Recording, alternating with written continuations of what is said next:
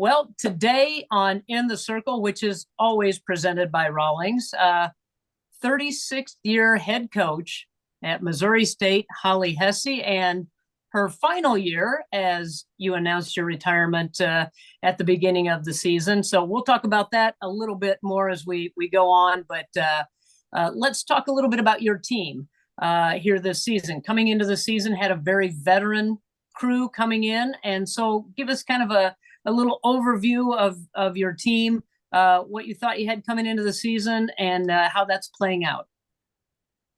Well, yes, in a lot of ways, I thought we would be pretty much the same team we wore last year, team that had a really good year, finished second in the league, 21-6, had all our pitching coming back, everything but our starting catcher. So really thought it would be a smooth transition into this season, and has not gone as planned by any means. And the plan started to unravel 5 minutes before game one on opening day against Clemson. And Mackenzie Vaughn, who big player for us, all region player for us last year, all conference player for us, threw her last ball in on ground ball infield and felt a pop in her elbow. And she's been out all year for us. She had surgery about a month ago, URL surgery. So that was a big loss for us on opening day. And, some players you can replace and some players are really tough to replace. And she's tough to replace because she starts at first base. She's one of our top three pitchers and our very best power hitter in the lineup. So that's a big loss, and that made us a different team. We have a freshman, though, Kayla Ulrich, who has really stepped in, and as a freshman just is a shining bright spot for us. One of the top 5 hitters in the league as a freshman, has played a great first base for us, never played first base. Like, I remember we were talking about roles and as a team, and I said, Kayla, you're good enough to start as a freshman. You really are. But you're not going to start as a freshman because you got Olivia Crable in front of you. And she's a 3-time all-conference player, 2-time all-region player. And so that's probably not going to happen. But I want you to know you're good enough to start as a freshman. And so we just moved her over to first base. And she has made that transition really, really well. So in some regards, we've been able to pick up for Kayvon, but not on the mound. That's where that loss has hurt us the most. Abby Ford's been out for about 3 weeks now with a pulled hamstring, another 300 hitter for us, center fielder for us. That's been a big loss here during the conference play as well. And still, I feel like the team doesn't lean on those 2 things as excuses. I mean, they're uncontrollables. Everybody is still doing what they can to be competitive. And I feel like we've done a good job of that, staying competitive despite the big losses we've had. We had a great series with Belmont over the weekend. Yesterday's game came down to the final out, and we won the game before and had a close game in game 1. And so we're battling. We certainly feel like we, down the stretch here, have some good opportunities to pick up some series wins. And, I'm living by the theme right now, Laura, that all good mysteries are solved right at the end. So the season has been a mystery to me in a lot of regards, and we'll see what the end brings. Well, you got a nice ending setting with conference tournament, so there's an opportunity for you to try to make that surprise ending that you may want to have. Yeah, exactly. Yeah, so you talked about a couple of your players, so let's talk about your freshmen. You went out and recruited. Where'd you find her? What's her natural position? Tell us a little bit about Ulrich. Yeah, Kayla is naturally a third baseman.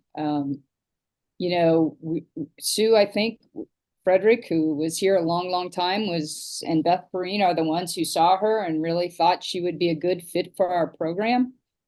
and she really has fit in just really well. And what I love about her is her maturity, um, as a player, as a freshman. Like on Friday, we're facing Maya Johnson, one of the best pitchers in the league, and she strikes out 3 times, which is highly unusual for Kayla to do. And the next day she comes back and, has 3 hits. So those setbacks don't phase her. She just bounces back and plays the game, and has just been a real bright spot for us. And we have another freshman, Alexis Perales, who has stepped in to be the starting catcher behind the plate.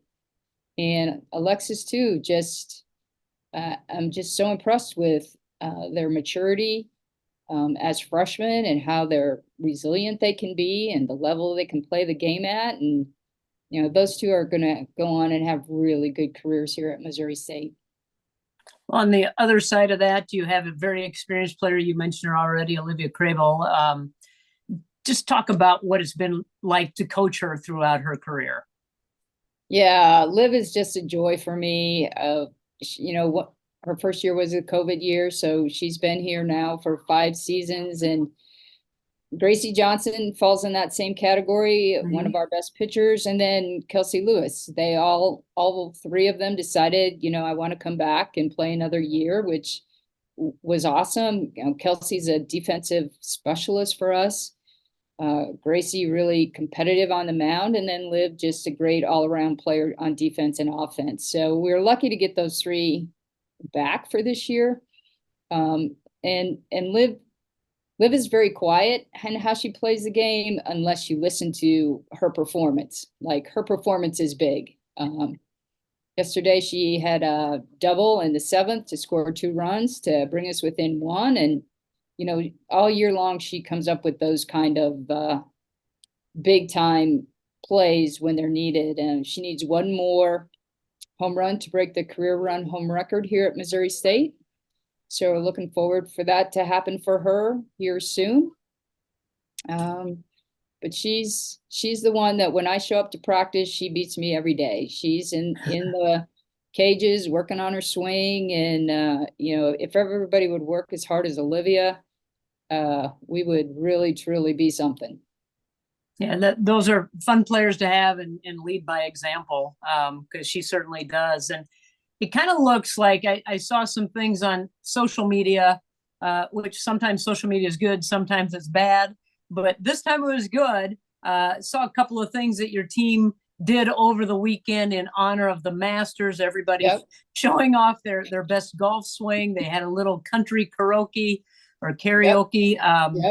So, and you even got into the act and showing off your golf swing. But just talk about how fun this team has been to be around doing things like that. Yeah, they are a joy. The results haven't been what we wanted, but as far as our culture goes, as far as their work ethic goes, as far as the passion that they play the game with and the fun they have together as a group, I have enjoyed every day with them, whether it's practice or game day. They know how to have fun, and they also know when it's time to play ball and be serious. They're really good at understanding the fine line there, and I'm super happy with the approach they've taken to the game. And just, everything about the year has been fun except for the results. Yeah, and that it's a fun. It looks like a lot of fun to be around. And I know we've talked in the past, and you always seem to have a theme or a word that you start at the beginning of the season that you work with, and that kind of carries throughout the season. Can you share with us what that theme or word might be for this season? Well, it's really amazing how prophetic this has all been, because in the fall, I took the team on a big hike because the theme is summit. Okay.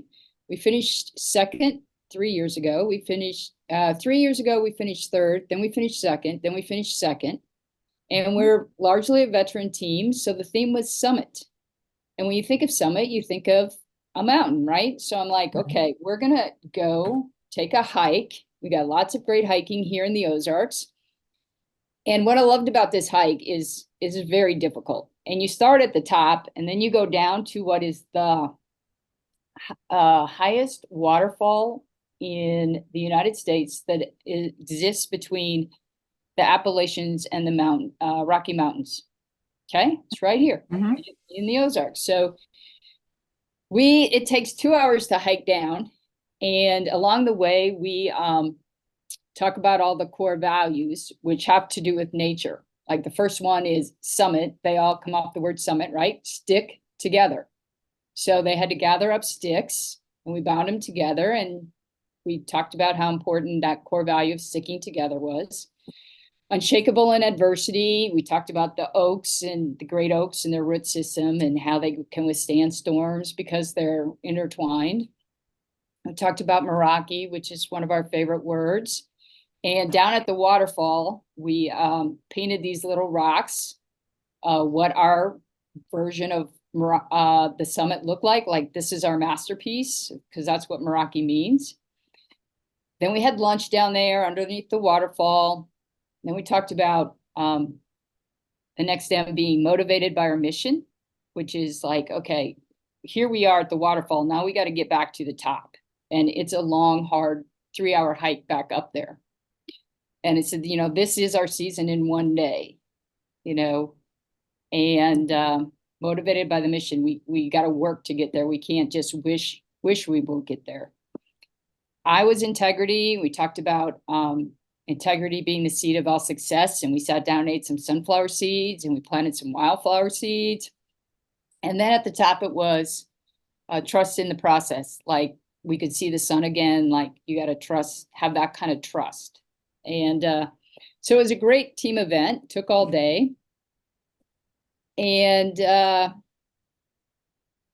number one, Mackenzie Vaughn didn't take that hike with us because her back was not up to it. So Mackenzie Vaughn hasn't been in uniform all season either.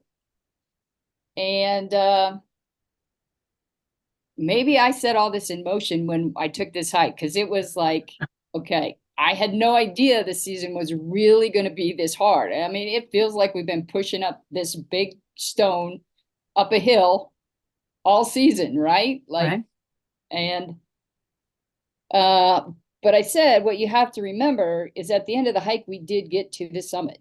We eventually did get there. So keep hold of that vision. Yeah, that's you always come up with good ones that it's interesting for me to learn about them, and I think your players have learned to really embrace that whole thought process. So that I love that the summit is fantastic.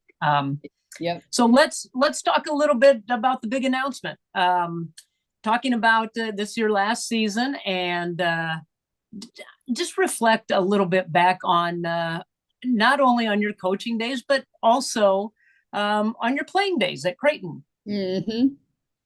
Well, if you add it all up, starting with the 8 years I played, 4 years of high school, 4 years at Creighton, highly successful program back then, went to the World Series 3 times, was a pitcher there, loved my playing days, which is what really inspired me to go into coaching at the collegiate level. Was just, I love that environment. Spent 6 years as an assistant at the Division I level, starting at the University of Massachusetts under a Hall of Fame coach, Elaine Sortino. Went back to Iowa State for a couple years, went back to Creighton for a couple years, and coached with Mary Higgins again. And then got this job when I was 28. So that's 36 years. You add all that up, that's 50 years of being on the field, 50 consecutive seasons of softball. And I have loved almost all of it, except for the days at Northern Iowa when it's blowing 32 miles an hour and 32 degrees. It's been a lot of blessings, a lot of lessons, a lot of up and down and peaks and valleys and highs and lows. And, I really started to enjoy coaching more when I learned to embrace all of it. Like, it's not always going to be great. It's not always going to be wins. It's not always going to go the way you plan. And when I learned to embrace, those parts that are challenging and hard and difficult, I really started enjoying coaching a lot more. A season like this is still tough, hard on me, but I do see that each year really is about the journey of the team and the lessons and the moments and the memories that we're making. And yeah, I've been blessed to do it at Missouri State as a head coach all these years, which, that's rather unusual in this day and age. And was super blessed to be surrounded by really great women mentors early in my career, like Dr. Mary Jo Wynn, who was a true leader and pioneer in the early Title IX days, and just, like Charlotte West. I mean, those two were just movers and shakers and creating opportunities for women. And that's one of the things that drew me to this job was how far ahead, Missouri State was in women's athletics. Like, this is team 56 for us. And when I listen to that, like the SEC teams, they're like team 26, so, and then the great coaches that were here that I was able to be around, like Linda Dollar in the volleyball world, a legend, Cheryl Burnett, a legend in the basketball world. I mean, I've just been truly blessed to be around superstars, and hopefully some of that has rubbed off on me along the way. I know it has, and I have to say that it's been an honor for me to not only we never met up in high school, I never had to face you in high school, but certainly in college. And I think I said last year I never even put the bat on the ball against you, so I couldn't touch you. And it has been an honor and a pleasure to be able to follow your coaching career all these years, and knowing that you're an Iowan. And that kind of makes us proud in Iowa. So, and you did say one thing about Northern Iowa, the wind's blowing, but I think one good thing that came out of your trip to Northern Iowa was, isn't that where you were able to get one of your pups up there, up in that neck of the woods? Yes, Bella, about 2 years ago when we went up there, I got Bella, and unfortunately, Right. something bad happened to Bella. No, but and we aren't going to talk about that, but you've got Reba. So let's and I am bringing Newt on. Oh, if he Newt. says so. Newt wanted to say hi and tell Reba hello. And see how she was doing. Yes, and I love when we talk about our dogs. I mean, dogs give us so much joy. I mean, I got home last night from Nashville about 11:30, and Reba just greeted me at the door. She just could not be happier that I had finally gotten home again. So, such a blessing. That is one of the many great things that we love about our dogs. Well, you know what, Coach, thanks for joining us. It's always great to talk to you. Looking forward to seeing you here in a few weeks at the conference tournament, waiting to find out what that mystery ending is going to be for your team. I'm going to put a little bookmark in there and wait to see what that ending is going to be. Bookmark. Way to use the word bookmark. Good job. Yes. Yes. All right. Sounds good, thanks, Laura. Coach. I look forward to seeing you then too. All right. Good luck the rest of the way. Thank you, Laura.